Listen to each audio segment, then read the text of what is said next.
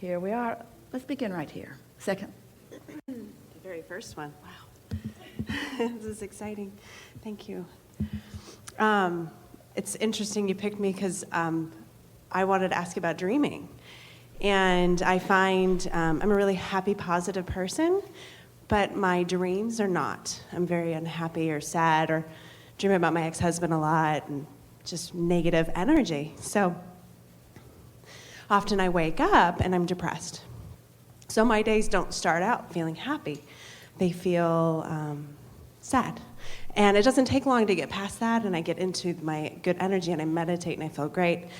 But every morning I wake up feeling sad. So what am I manifesting with my sad dreams, I guess? What does it mean? We are really pleased to have this conversation at this point in the discussion, because we just said to you that while you slumber, that your momentum stops. Right. And it sounds, from what you're saying, that not only did your momentum not stop, but that your dream perpetuated it. Yeah. So we have some things that we want to explain to you about dreams and consciousness, and then we're going to answer these questions fully. This is going to be really beneficial to you, to all of you. Okay.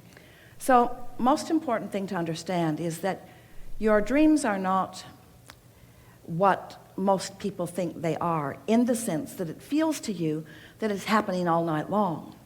When actually what's happening is, in the moment that you are awakening, depending upon the vibrational frequency of your being, those dreams are being downloaded, in other words. So this sounds like a contradiction from what we were saying, because when we say that when you go to sleep, you stop the momentum, what we mean is, while you're sleeping, you're not adding to the momentum. In other words, you're not adding to your momentum while you are sleeping.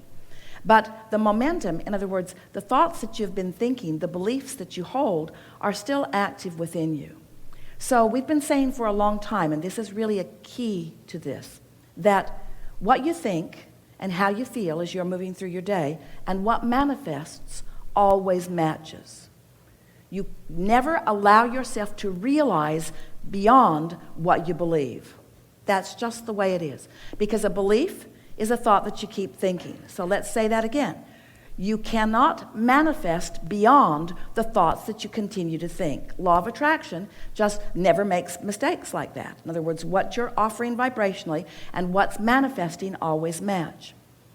Your dreams are the same way. What's manifesting in your dream is what's going on vibrationally. And the wonderful thing about dreams are that they help you to realize vibrations that you've got going on that you're, in many cases, not willing to own up to.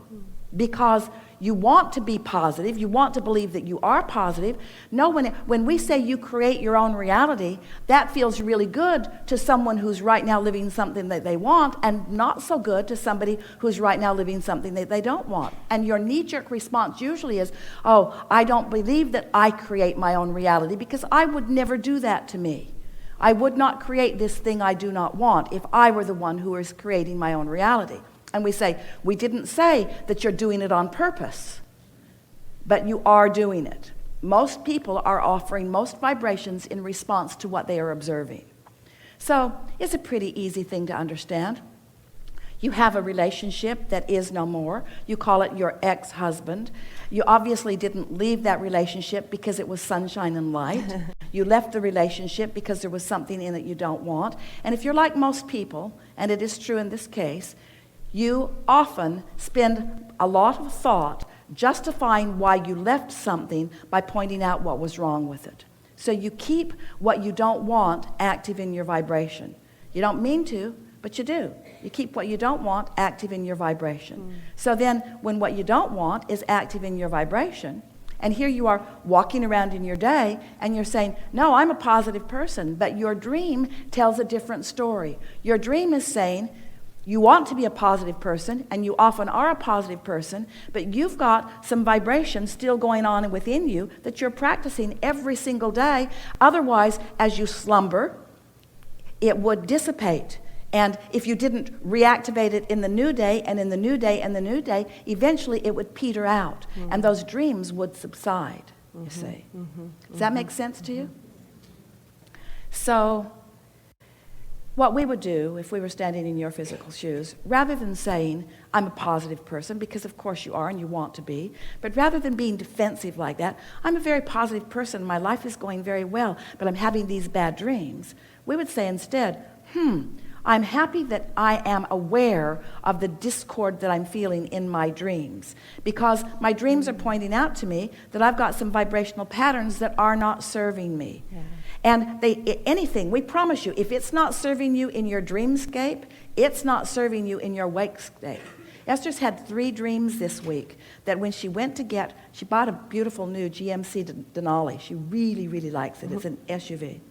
And to haul her luggage around, and it's at the airport in San Antonio, she thinks.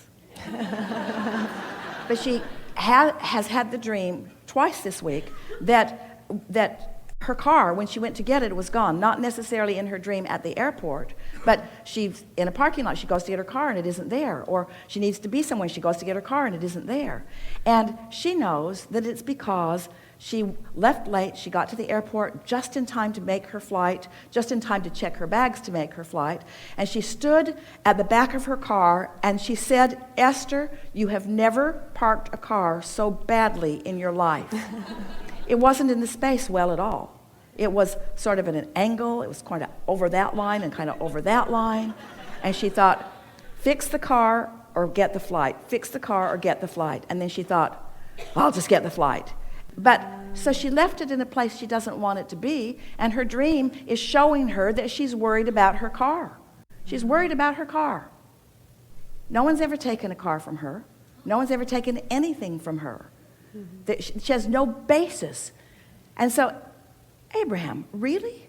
Are you saying that much attention to something unwanted could trigger a dream? Yes, because what's active in your vibration is manifesting in your experience, and your dreams are manifestations too, you see.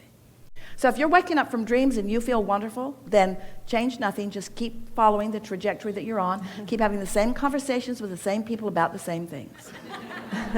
But if you're having some dreams that are about shortage of this or shortage of that or something, then that's an indication to you that you have some cleaning up of your vibration to do.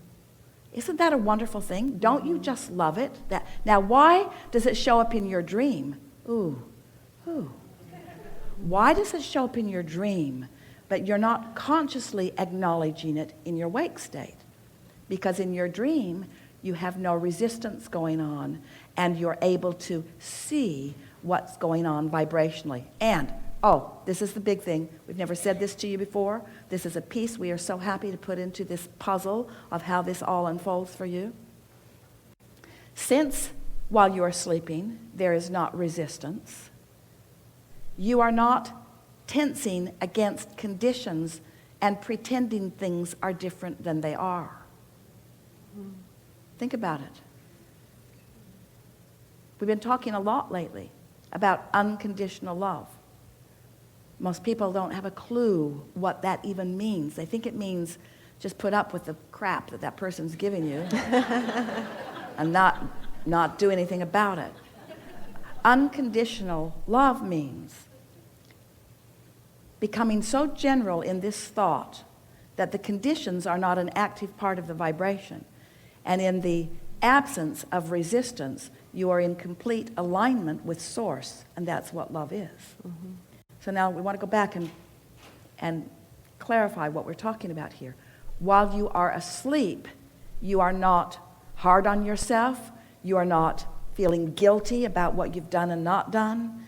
You are in a state of unconditional acceptance, allowance. And in that unconditional acceptance and allowance, you can see through the dream playing it out like a movie of the vibrational resistance that you've got going on. But you block it in your wake state because you don't want to admit you've got resistance going on. Did you hear that? If you heard that, you are right out on the leading edge. In other words, that is so big, you see. We want you to feel that way about the negative emotion that you have whenever you have that negative emotion. We want you to accept it as guidance, not as condemnation. not as an indictment of who you are. Oh, I felt negative emotion. I'm such a bad person. No, you felt negative emotion because your guidance system is working and because you're sensitive enough to know that you're introducing a vibration into the equation that isn't serving you very well. That's all. In other words, you're watching some little one learning how to walk, not very good at it, hardly even at all, just sort of stumbling and bumbling around. And when he falls down, you don't say, "Get up, you little dummy." Because you accept, you're not judgmental of his ineptness. Yeah, you'll say that to him in about 5 years. Stop that. What's wrong with you? Don't you know better than that? But we want you to feel that lack of self-condemnation while you sleep, which allows you to reveal to yourself vibrations that you got going on that you don't want to admit that you've got going on. When we say you create your own reality, does that sound like we're saying, you created your own reality? That's not the way we mean it. You create your own reality. When we say, oh, negative emotion is your guidance, we're not saying, yeah, a negative emotion. Yeah, you got negative emotion. It's not like that. We say negative emotion. Negative emotion is letting you know that you're introducing contradiction to your own equation. That's all. There's no judgment or indictment about the wrongness of it. You don't touch the hot stove.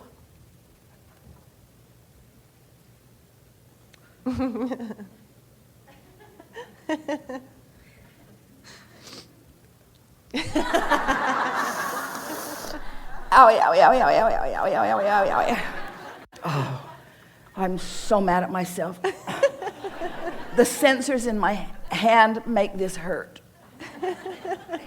If I were a better person, I could touch the hot stove and not be in such pain. That's how you act about your emotions.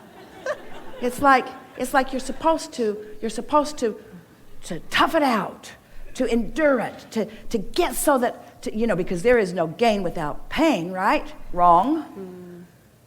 There is no value to endurance of misalignment. That's what we're saying to you.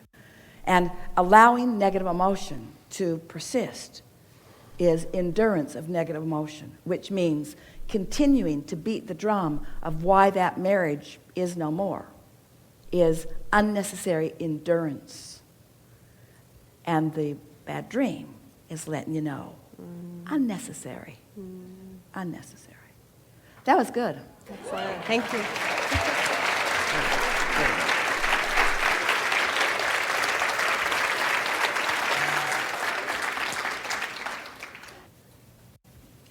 And are you refreshed? Yes. Good. Now what? There are supposed to be fewer and fewer and fewer and fewer. They're being stimulated to more and more and more and more. Stand if you think it's you. Further back? Further forward? Yes. There you are. This is more of a segue on the last lady's comment. And I remembered years ago I had a dream that this was before I ever came to any of your sessions. And in the dream, before you started the session, this was when Jerry was still here, you called me up on the stage and said that you and Jerry had had enough and that you were moving on to other things in life and you were going to turn everything over to me.